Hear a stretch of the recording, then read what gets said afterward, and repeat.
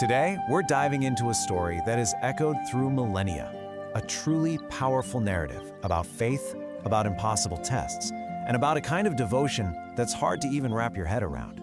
We're going to be exploring the incredible trials of Prophet Ibrahim. So, to really get into this, let's just start with a big question.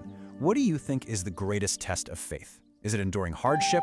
Is it making a huge sacrifice? Or maybe it's something else entirely? Just keep that question in the back of your mind as we walk through a life that was defined by some of the most profound tests imaginable. All right, so Abraham's first major trial kicks off with a command from God that is, well, it's almost incomprehensible. He's told to take his wife, Hajar, and their baby son, Ismail, and just leave them. Leave them in the middle of a barren, empty desert. And you really have to picture this scene. It's not just a desert. It's a completely barren valley. There's nothing.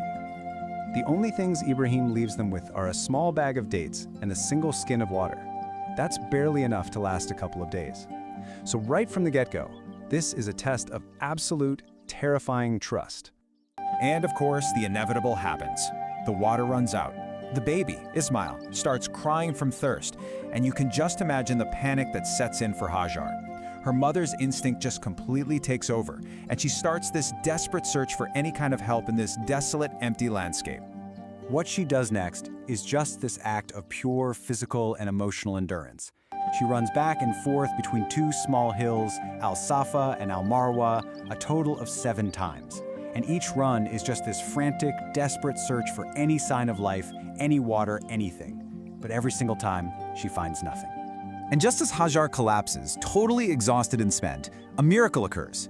The story tells us she hears a voice, and then she sees an angel digging into the earth right where her baby was lying. And right from that spot, water just starts flowing.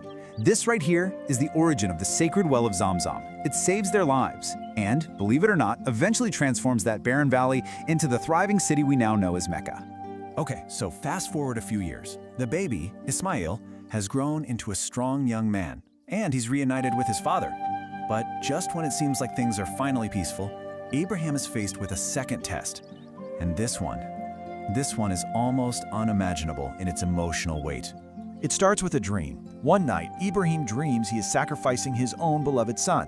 When the dream happens again and again, he realizes this isn't just a dream, it's a divine command. He goes to Ismail and tells him, and incredibly, Ismail willingly accepts his fate. So together, father and son walk to Mount Arafat. Ibrahim ties his son's hands and feet, he blindfolds himself, and he raises the knife. And this is where you see the incredible depth of faith, not just in the father, but in the son. When Ibrahim tells him about this horrifying dream, Ismail's response is immediate. He's resolute. He just says, "Do what Allah has asked you to." It's just an unbelievable moment of submission and courage from someone who is literally facing his own death. But at that final critical second, a voice calls out from the heavens. When Ibrahim takes off his blindfold, he sees that a sheep has been sent by God to be sacrificed instead. His son is completely safe beside him. The test, you see, was never about the act itself. It was about their profound willingness to obey, no matter the cost.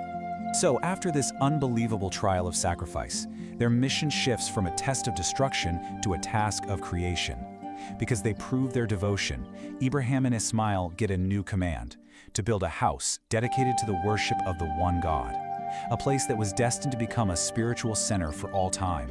And the building of the Kaaba is really a true father-son project. You can just picture it. Ismail gathers and carries the stones, and Ibrahim, the master builder, carefully sets them in place.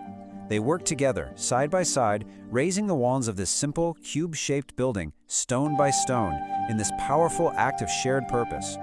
Now, for the very last corner, they needed a special stone, and according to the sources, an angel actually delivered it to Ibrahim.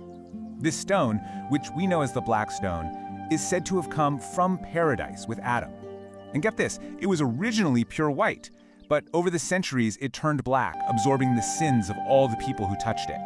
So you see, Ibrahim's life wasn't just about passing these spectacular, dramatic tests. It was also about creating a lasting legacy of wisdom and faith, a legacy that would go on to shape the future for generations and generations. And God's blessings just kept on coming. One day, 3 angels visit Ibrahim and his first wife, Sarah. Now, they were both very, very old at this point, and the angels deliver this incredible news. She's going to have a son. And just as they promised, Sarah gives birth to their second son, Isaac, another future prophet, fulfilling a promise God had made long, long ago. Ibrahim also passed on his wisdom in these really clever, subtle ways. So he visited Ismail's home twice when Ismail wasn't there. The first time, he met Ismail's wife, and she did nothing but complain about their life and their hardships.